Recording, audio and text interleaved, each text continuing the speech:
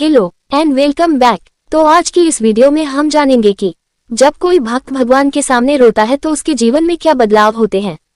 भगवान और भक्त जब भक्त भगवान के सामने रोता है तो एक विचित्र ही अनुभव होता है। तो आज की वीडियो में मैं आपको बताऊंगी कि जब कोई भक्त भगवान के सामने रोता है तो उसके ऊपर क्या प्रभाव पड़ता है, कैसे उसके जीवन पर फर्क पड़ता है और कैसे उसके जीवन की दिशा बदलती है। क्या आपने कभी सोचा है कि भगवान के सामने रोने से क्या होता है? इसका उत्तर शास्त्रों में दिया गया है। भगवान का रूप देखकर भक्त भावुक हो जाते हैं। हाथ में शंख चक्र और गदा लिए भगवान विष्णु के दिव्य रूप को देखकर भक्तों की आंखों से आंसू छलक पड़ते हैं। लोग भूल जाते हैं कि वे भगवान से क्या चाहते थे। आपने कई भक्तों की कहानी सुनी होगी जो प्राचीन काल में तपस्या कर रहे थे। जब भगवान के सामने रोने से क्या होता है? आजकल लोग जंगल में जाकर तपस्या नहीं करते हैं, लेकिन घर में भगवान की पूजा करना, मंदिर जाना और झुकना जरूरी है। लेकिन क्या आपने कभी सोचा है कि मंदिर जाने वाले लोग भगवान को प्रणाम करते हैं और फिर उनकी आंखों से आंसू बहने लगते हैं? क्या आपने कभी सोचा है कि भगवान के सामने आंसू बहाने का क्या मतलब होता है? भगवान के दिव्य रूप पर ध्यान। वास्तव में जब कोई शुद्ध मन से भगवान के दिव्य रूप का ध्यान करता है तो उसका रूप आपकी बंद आंखों के सामने होता है। उनके अद्भुत रूप को देखकर मेरी आंखों में आंसू आ जाते हैं। इसके अलावा अगर आपके जीवन में ऐसी कोई परेशानी है और आपको ऐसा लगता है कि आप किसी तरह इस परेशानी से मुक्त हो गए हैं, भी आप भगवान को याद करते हैं, ईश्वर में आपका विश्वास कितना गहरा है कि संकट के समय आप उन्हें अपने माता पिता के रूप में याद करते हैं। आप उम्मीद करते हैं कि संकट के समय भगवान आपको रास्ता दिखाएंगे, चाहे वो किसी भी रूप में हो। भगवान के पास रोने का यह मतलब है। वही कहा जाता है कि जब भी कोई व्यक्ति मंदिर के गर्भगृह में जमा ऊर्जा के सामने बैठता है तो अंदर से नकारात्मक ऊर्जा बाहर आने लगती है और संकट की घड़ी में वह रोने लगता है। ऐसा लगता है कि उस व्यक्ति पर भगवान की कृपा बरस रही है। इतना ही नहीं, भगवान भी इस संकट की स्थिति में अपने भक्तों की रक्षा के लिए नंगे पैर दौड़ते हैं। वही कहा जाता है कि भगवान के खिलाफ रोने वाला कभी दुनिया के खिलाफ नहीं रोता। बहुत से लोग जब बहुत दुखी होते हैं तो उन्हें भगवान के मंदिर जाकर बहुत इमोशनल महसूस होता है और कभी कभी उन्हें रोना भी आ जाता है। ऐसा क्यों होता है? इसके पीछे एक रहस्य है जो आज हम आपको बताएंगे।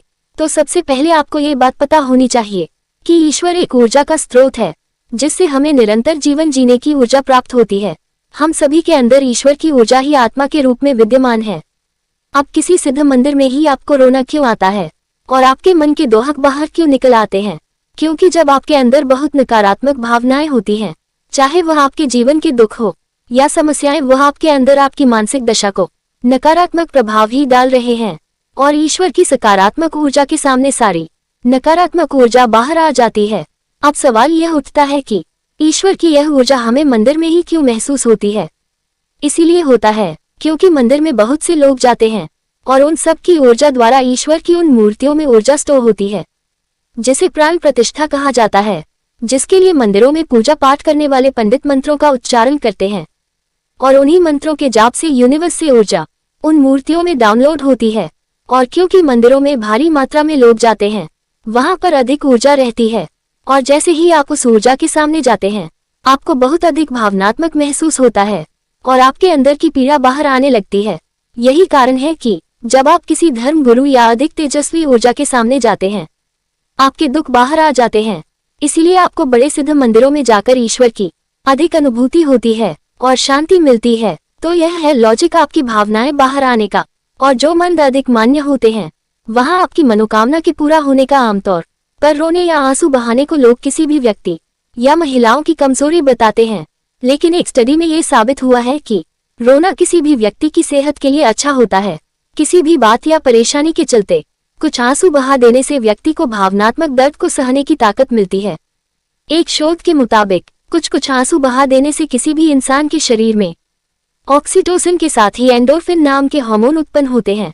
इन हार्मोन का बनना किसी भी व्यक्ति के शरीर के लिए लाभदायी होते हैं। रोने पर हमारे शरीर से आंसुओं के साथ साथ स्ट्रेस वाले हार्मोन भी निकल जाया करते हैं, जिसके बाद लोगों को मानसिक शांति और रिलैक्स हो जाने का अनुभव प्रदान होता है। इस बारे में अमेरिकन साइकोलॉजिकल एसोसिएशन का मानना है कि किसी भी व्यक्ति को कितनी बार रोना चाहिए इसकी कोई निश्चित सीमा नहीं है, लेकिन हम ऐसे कह सकते हैं कि महिलाएं एक साल में 30 से 64 बार भावनात्मक तौर पर आंसू बहाती हैं। वहीं किसी भी पुरुष के लिए एक माह में 5 बार और साल में 17 बार रोना अच्छा होता है। हालांकि ऐसा देखा गया है कि कई बार व्यक्ति रोने के बाद अपने आप को उदास महसूस करता है और बुरा फील करने लगता है। लेकिन यहाँ बता दें कि रोने के भी अपने फायदे हैं। इस संबंध में कुछ विशेषज्ञों के मुताबिक आंसू बहा देने से कुछ हद से दिन से संबंधित बीमारियों से बचने में मदद मिलती है। नीदरलैंड टिलबर्ग यूनिवर्सिटी द्वारा के रिसर्च की गई जिसमें बताया गया है कि रोना बहुत जरूरी है, ये फायदेमंद है ऐसा मान जाता है। अपनी परेशानियां अपनों के बता देने और कुछ आंसू बहा देने से हार्ट अटैक की संभावना को कम किया जा सकता है। इसके साथ ही रोने से शरीर में रोग प्रतिरोधक क्षमता का विकास होता है। वहीं अच्छी नींद भी आती है, स्ट्रेस कम हो जाता है। अब यदि यहाँ हम बात करें रोने के क्या फायदे हैं, तो यहाँ बता दें कि किसी भी महिला या पुरुष को रो देने से राहत मिलती है। इसके साथ ही किसी भी तरह के तनाव को भी कम किया जा सकता है। आंसू बहा देने से किसी भी व्यक्ति के इमोशन शेयर किए जा सकते हैं। इसके साथ ही ऐसा माना जाता है कि जो भी व्यक्ति भगवान के सामने रोता है, आंसू बहाता है, तो हमेशा ही भगवान उसकी सहायता करते हैं। किसी और के सामने उसे रोना नहीं पड़ता है, उसका भाग्य बदल जा है। उम्मीद करते हैं कि आपको इस वीडियो से कुछ नया जरूर सीखने को मिला होगा। तो आपके साथ भी ऐसा कभी हुआ है कि नहीं, कमेंट बॉक्स में जरूर बताएं। ऐसे ही मजेदार वीडियो को देखने के लिए वीडियो को लाइक और शेयर जरूर करें। मिलते हैं अगले वीडियो में। Take care and bye.